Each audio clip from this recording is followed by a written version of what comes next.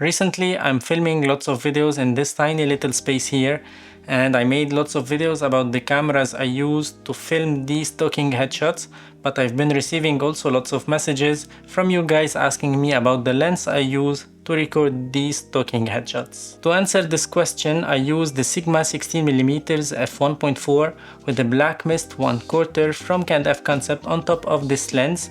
But don't go now yet, because I will tell you in this video why I prefer this lens for my talking headshots and what other options I have and I use in some other scenarios and situations. Hello everyone and welcome back to another video on my channel. I'm Photorabs. I make videos about photography, filmmaking, camera tech related reviews, unboxings, action cams, vlogging kits and so on.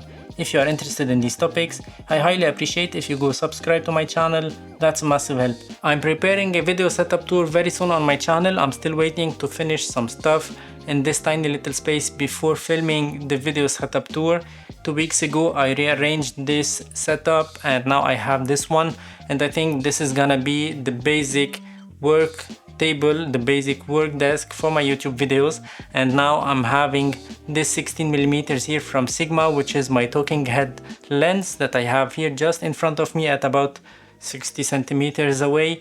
And in this video I'm going to tell you why I prefer this lens for this kind of talking headshots and what other options I have that I can use instead of this lens for this kind of shots. This video is not sponsored by Sigma and it's not sponsored by F Concept. So if you'd like to support my channel, I have lots of affiliate links down below.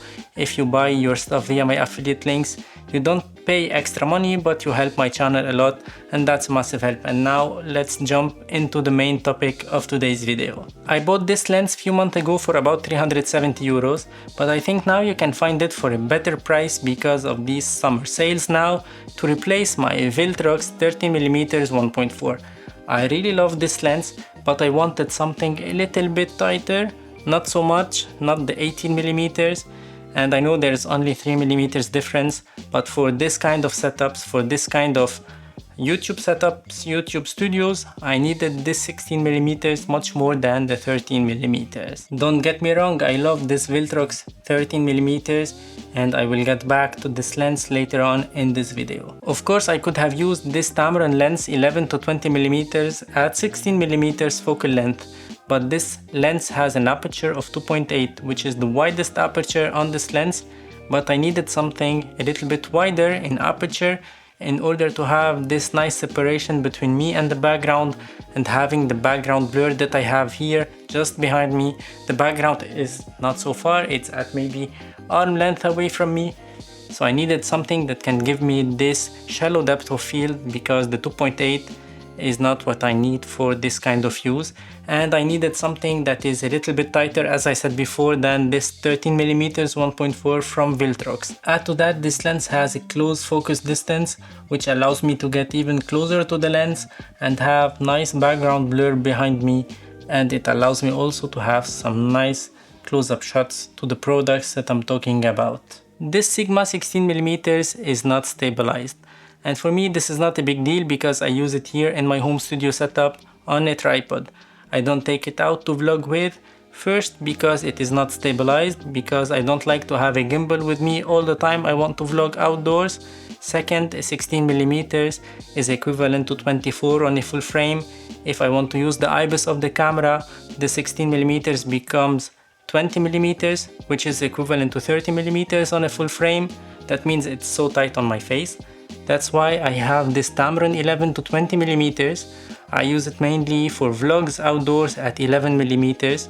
With the IBIS, the 11 becomes 15mm, and 15mm roughly it's equivalent to 22-23mm on a full frame, which is for me a little bit wider than the 16 that I have here, but it's gonna be stabilized with the IBIS of my Fuji camera. To be honest, I'm really loving the image quality and the field of view of this 16mm Sigma that I have here as a main lens at about 60 centimeters away, but I will always use this 13 from VILTROX on my B cam on the side.